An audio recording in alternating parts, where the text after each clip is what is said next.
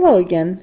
In this video we're going to find a formula for the inverse of a matrix A.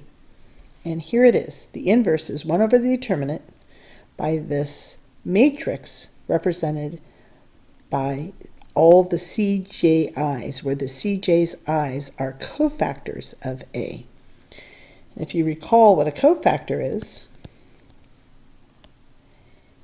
it's our checkerboard, -1 to the j plus I plus j, or j plus I, times the determinant of AJI. And the determinant of AJI is the subdeterminant that we get when you delete the jth row and ith column.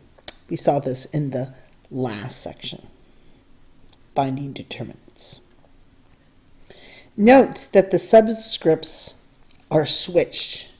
Usually we deal with, the subscripts I comma j is usually, this represents the first row, second column. They are switched, the reversed of the IJ notation.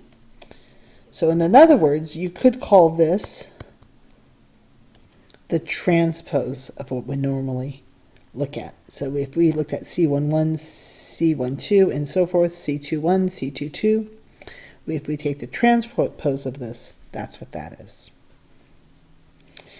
The theorem that they have in the book, they wrote in a simpler notation.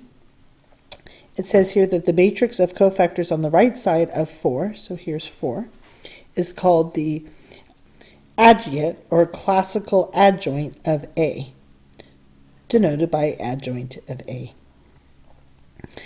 The term adjoint also has other meanings in advanced text on linear transformation. So they simplified it in the theorem to denote the formula to be 1 over determinant of A times the adjunct of A, where you know that this transpose of our cofactors of A is what the adjunct of A is. So let's do a simple 2 by 2 example. So let's let A equal 1, 2, 3, 4. And we know that the determinant of A is equal to 1 times 4 minus 2 times 3. So it's -2. And let's look at C11. What is C11? We're going to, it's this, first of all, it's a -1 to the 1 plus 1. And we're going to delete the first row and the first column to get a 4. So the answer is just 4. C12. That's the first row. Second column, so we know plus negative, it's a negative, because it's 1 plus 2. And if we delete the first row, second column, it's a 3. C21, again 2 plus 1, and then that would be the deleting the second row, first column, so that is a 2, so that would be a -2, and finally C24, I meant C22. Deleting the second row, second column, you get a 1 there, and it's in a positive position, so it's a 1. So that is all the C's using this formula.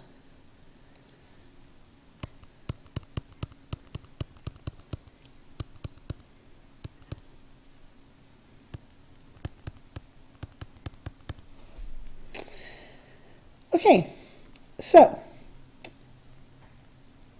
what is the inverse? So it's going to be 1 over the determinant times each of these cofactors to the transpose, or written like they have in the book, this. So let's go ahead and figure that out. Ours, the determinant is -2.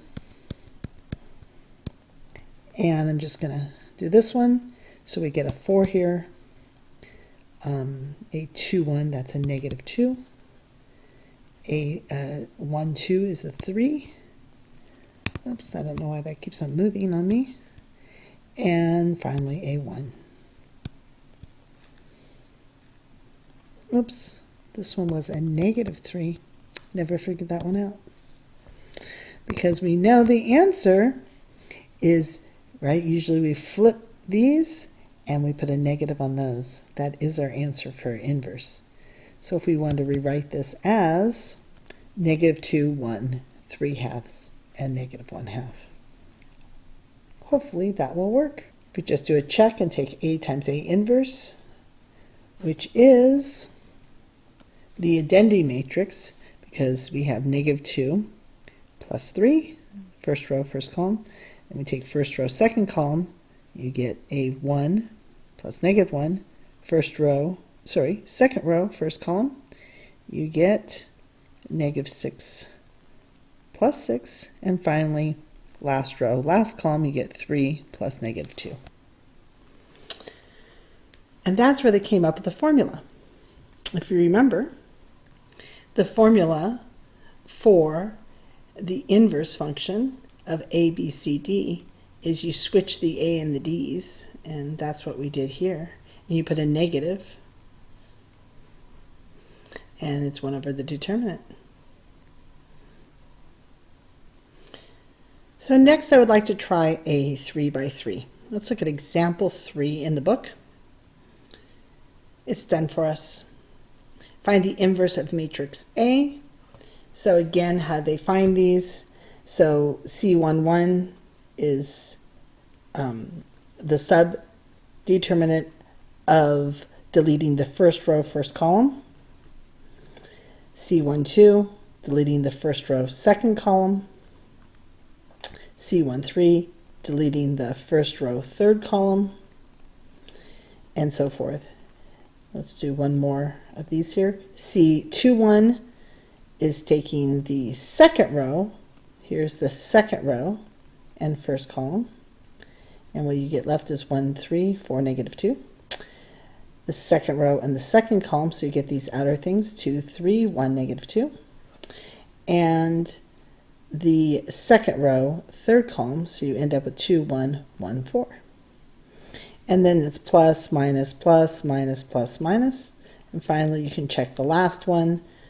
Third row, first column, third row, second column, third row, third column. And the signs are plus, minus, plus.